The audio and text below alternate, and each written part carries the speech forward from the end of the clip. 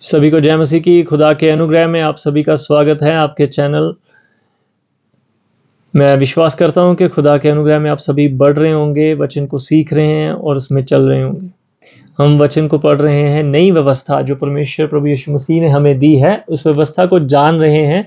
और हम आज पढ़ने जा रहे हैं मत्ती बुजुर्ग की किताब, उसका 5वां अध्याय और उसकी 27 नंबर आयत पर हम बात करेंगे, जिसमें यूं लिखा है।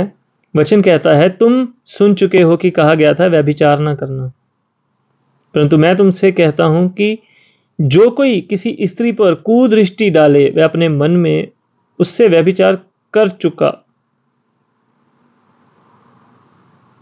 व्यभिचार सबसे बड़ा और घिनौना पाप जो पिछले समय में भी होता था और आज भी होता है, मगर परमेश्वर ने इसके म्यार को, इसके दायरे को बहुत ज्यादा बड़ा कर दिया। मगर हम धन्यवादी हैं कि परमेश्वर ने अपना आत्मा, पवित्र आत्मा हमें दिया उसको संभालने के लिए। पवित्र आत्मा कैसे काम करता है कि जैसे मैंने बहुत कुछ हैवी उठाया है, मान लीजिए ये बहुत हैवी है और मैं नहीं उठा सकता। पहले ये हल्का था, अब बहुत ज्यादा भारी हो गया, मैं नहीं उठा सकता। ये काम करता है पवित्र आत्मा। आपको जो बहुत हैवी आप उठाने के लिए सोच भी नहीं सकते, उसमें आपको कंफर्ट कर देता है, क्योंकि वो आपके साथ है और वो चाहते हैं कि आप इस पाप की जीवन से निकलकर फिर से परमेश्वर के पास जाएं और बिना पाप के। और ये काम सिर्फ और सिर्फ पवित्र आत्मा ही करते हैं और पवित्र वचन जो परमेश्वर का हमें दिया गया। व्यभिचार को जो शारीरिक रहता था, अब उन्होंने मन से भी निकालने के लिए कह दिया कि आपका मन भी शुद्ध हो। ऐसा ना हो कि आप अपनी सोचों में, अपनी इमेजिनेशन में किसी के साथ व्यभिचार के ख्याल रखें, विचार रखें। इसको और थोड़ा सा गहराई में जानने के लिए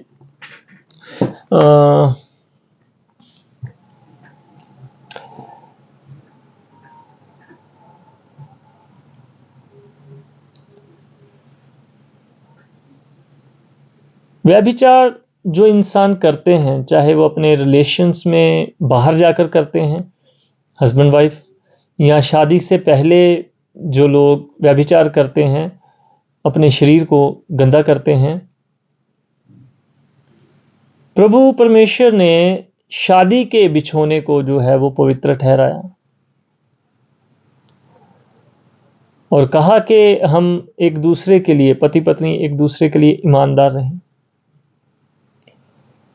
उसके अलावा अगर हम शादी के बाद या शादी से पहले नाजायज संबंध बनाते हैं तो वो एक घिनौने पाप में गिना जाता है।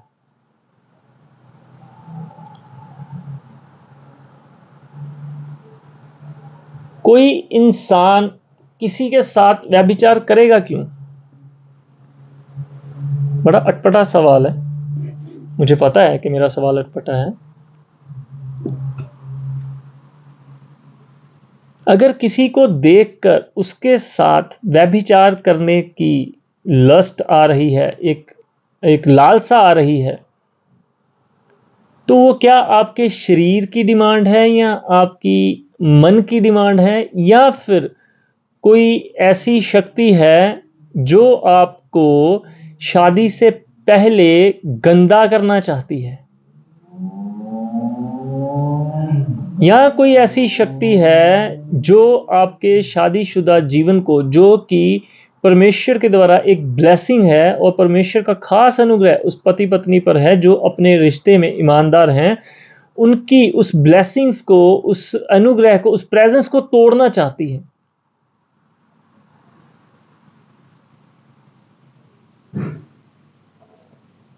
बहुत सारे लोग शायद मुझसे इत्तेफाक रखें, मेरी बात से सहमत ना हो, मगर मेरे जहन में एक सवाल है कि मान लीजिए जिस लड़की या जिस लड़के के साथ आपको या मुझे देखकर व्यभिचार की लालसा उत्पन्न हुई, पैदा हुई कि मैं इसके साथ व्यभिचार करना चाहता हूं, मैं इसके साथ सेक्स करना चाहता हूं। मान लीजिए वो लड़की या वो लड़का आपको मिल गया और आप एक हम बिस्तर होने के लिए तैयार हैं। अचानक उस लड़के या लड़की को हार्ट अटैक आया और मर गए। मौत तो कभी भी आ सकती है, मौत का तो कुछ टाइम, कुछ डे, कुछ भी समान निर्धारित नहीं है। तो वो इंसान मर गया जिसके साथ आप अंदर से बड़ी देर से व्यभिचार करने के लिए तैयार थे, और वो उसकी लाश अभी आपके सामने पड़ी है, पास में पड़ी है, और कमरे में कोई नहीं है। क्या अब भी आप उस लड़के या लड़की के साथ व्यभिचार करेंगे? नहीं, कोई भी नहीं करेगा। तो अगर ये शरीर की भूख होती तो उस शरीर से पूरी हो ही जा सकती थी। फिर अब आपका मन उससे क्यों दूर है? शरीर तो उसका मिट्टी हो गया, एक दिन आपका भी मिट्टी हो जाएगा। ये एक ऐसी परीक्षा है जिसमें शैतान चाहता है कि आपकी जो पवित्रता है शादी से पहले भंग हो, ताकि आप उस व्यभिचारी, उस पापियों की गिनती में गिने जाओ और परमेश्वर के सामने आप दोषी ठहराए जाओ। उसी कंडीशन में दूसरी तरफ भी है, शादीशुदा लोगों की जिंदगी को खराब करने के लिए वो, इससे बड़ी कोई चीज नहीं है। वो वो शक्तियां हैं, वो चाहे इजाबेल की है आत्मा है, चाहे वो लस्ट व्यभिचार की दुष्ट आत्मा है, वो आपके अंदर उन विचारों को डाल रही है। आपके वो विचार नहीं है, वो आपके शरीर की भूख नहीं है। वो एक बंधन में आपको बांधना चाहती हैं। जिस औरत या जिस लड़के के साथ आपको वो जोड़ना चाहती हैं, उसके साथ दुष्ट आत्माओं की चैन है। उसने या उस किसी इंसान ने जिसके साथ पहले व्यभिचार किया होगा, उसकी दुष्ट आत्मा, उसने जिसके साथ किया होगा, बहुत बड़ी लंबी चैन है जिस चेन में वो आपको बांधना चाहते हैं। व्यभिचार शरीर की भूख नहीं है, मानसिक, जिसके द्वारा जो शैतान है वो आपको उस उस पाप में गिराना चाहता है जिसमें उसने शिमशोन को गिराया, जिसमें उसने दाऊद नबी को गिराया।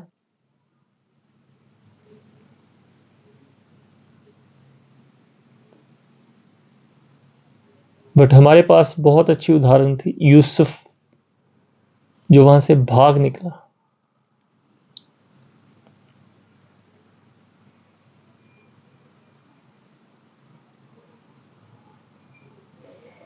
सो थोड़ी सी वीडियो में बातें स्ट्रेट फॉरवर्ड हो गई, मगर कुछ टॉपिक्स, कुछ बातें ऐसी होती हैं जिन्हें अगर हम कवर करके एक्सप्लेन करें तो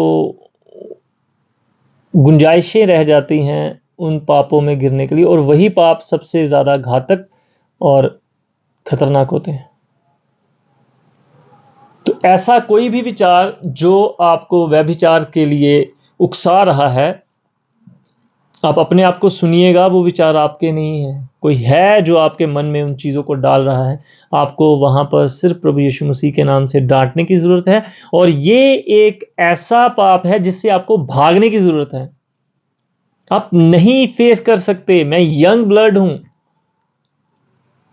और अट्रैक्शन ऑपोजिट सेक्स के लिए, लड़का लड़की, लड़की लड़के के लिए खुदा ने हमारे अंदर डाल के भेजी है, वो हम नहीं फेस कर सकते, हम नहीं कंट्रोल कर सकते। तो यूसुफ ने क्या किया था? वहां से भाग गया था। हमें भी इसमें भागना है। पौलुस कहता है फ्ली अवे, इंग्लिश में लिखा फ्ली, उड़ जा, चिड़िया की तरह उड़ जा। ऐसी कोई सिचुएशन जहां पर आप ऐसी इन चीजों को फेस कर रहे हैं, वहां से निकले, मूव ऑन हुए। वहां खड़े होकर अपने आप को परीक्षा में डालने की कोई जरूरत नहीं है। बस में, ट्रेन में, या कहीं पर भी आप अपने सीट सैक्रिफाइस कर दीजिए। पाप में गिरने से अच्छा है कि आप खड़े होकर बस में आए। पांव दुखेंगे, मन तो ठीक रहेगा ना। कहीं आपकी जॉब प्लेस है वहां पर, या कहीं वर्क प्लेस है, कहीं पर, कहीं भी कोई भी सिचुएशन है, वहां से आप निकलें बस, और अपने आप को बचा के रखें। क्योंकि वचन हमें वहां से भागने और उड़ जाने के लिए कहता है, और यही एक पाप है जहां से वो कहता है उड़ जा, क्योंकि ये नेचुरल है हमारे अंदर, और शैतान इसी चीज का फायदा उठाना चाहता है। मगर ये चीजें हमें हमारी पत्नी और पति के लिए मिली हैं ताकि हम अपने वैवाहिक जीवन का आनंद लें और एक दूसरे को बेहतर समझें, और एक दूसरे के लिए हम बेहतर एक्सप्रेस हों, और एक दूसरे को और गहराई से जानें। मगर दुष्ट इसी बात का फायदा उठाना चाहता है, या तो शादी से पहले या शादी से बाद।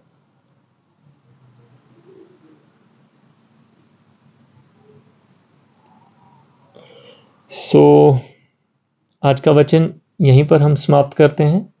अगली वीडियो में मिलते हैं और आगे के वचन के बारे में जानेंगे। और विश्वास करें, अपनी आत्मा अपने प्राण को इन सब विचारों से बचाएं। हमने विचार कैसे हमारे साथ खेलते हैं और कैसे हम उनसे बचा जा सकता है, उस पर वीडियो बनाई थी हमने। आप स्टार्टिंग वीडियोस में देखेंगे तो आपको मिल जाएगा। और विचार करके कुछ उस पर टाइटल मैं भूल गया हूँ, आप उन्हें देखिए और सीखिए कि किस तरह विचारों से बचा जा सकता है। परमेश्वर का कलाम और पवित्र आत्मा की अगुवाई आपको किस रीति से उन चीज़ों से बचाती है। और मैं विश्वास करता हूं कि इन वचनों ने आपके जीवन में बहुत सारा क्लैरिटी लाई होगी, क्योंकि वहाँ से भागना और वो फैसला लेना आपका काम है। वचन आपको प्रेरित करता है और एक फैसले के लिए, सही फैसले के लिए प्रेरित करता है और लेने के लिए ताकत देता है। वहां से लेना और भागना आपका काम है, मेरा काम है।